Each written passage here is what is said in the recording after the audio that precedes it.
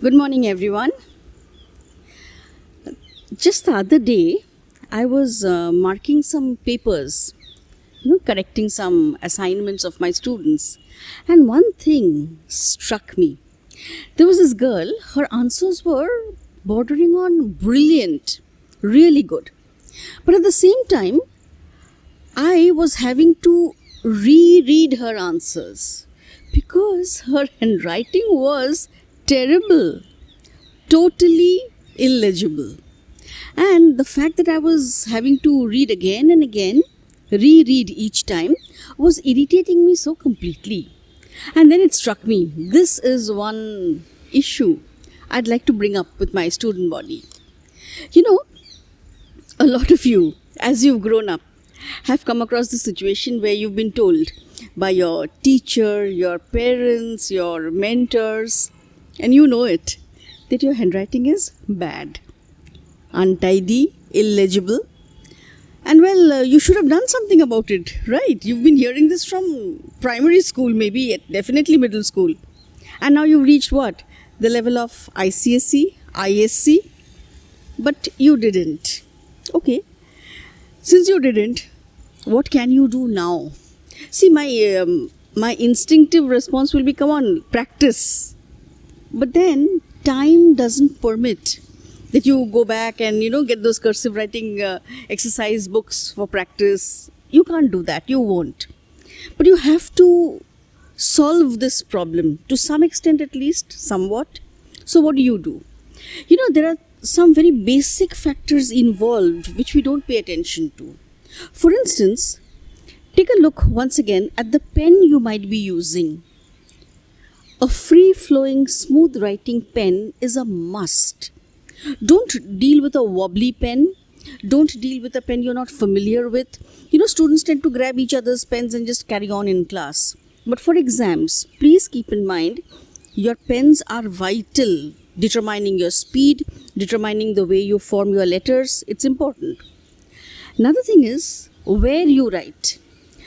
A whole lot of students are very used to using small notepads, diaries, where they take down jottings or they scribble in their textbooks. Very, very sad thing, but they do. Now, in an exam, however, you are using foolscap paper and you're spreading out your words and writing. And believe me, even that requires a little bit of practice. Nothing comes to us spontaneously, really. Everything is a learned skill. It's just that we don't pay much attention to that factor. In my classes here, I pay a lot of attention to when you are writing, you'll keep a long notebook, you'll use a proper pen, you'll space or position your arm comfortably and then write. This helps with speed, this helps with the way you position your words. Another thing leading to bad handwriting also is overcrowding of lines. Again, it is associated with taking down jottings. You're trying to squeeze in as many words as you can into a limited space. But exams don't call for that. So please try and space your words adequately. Does it improve your handwriting? No. But it gives the illusion of neatness. And here, this illusion matters. It definitely matters. Yet another thing is how you form your letters. Something like when you're writing a small G, hang the G. When you're writing a Y, hang that also. You're writing a T, please cut the T at the top. These things sound so minuscule that a lot of students overlook them. I'll show you why it's important. See, that student I was talking about, whose paper I was marking, she's extremely good with English. I grant you that right from the start of what I'm saying. Now, she grew up with this funny notion that cutting the T on top, small t, is not so vital.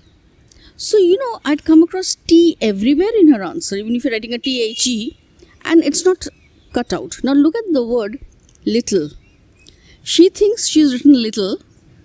She's not crossed out on top. So, what I am reading is LILLLE. Doesn't it matter? You bet it does. Then some people have this habit of, when you're writing a small b, not to close the curvature to the stem, not to link it. So your B ends up sometimes looking like an H, depending on how you're forming the letter.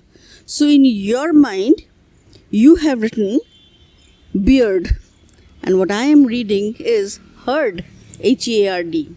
So when I'm going to be marking your papers and reading a lot of stuff, all in a hurry, if I'm having to pause, she didn't say heard.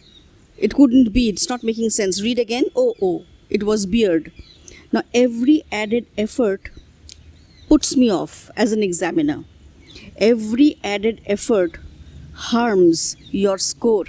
Because when we go by the overall impression made by the student, by that answer, the fact that I had to spend so much more of time and effort does matter somewhere. Also, when you are writing in this slipshod, untidy manner, somewhere you're transmitting, what do I care? Then I, as an examiner, will automatically feel, should I care?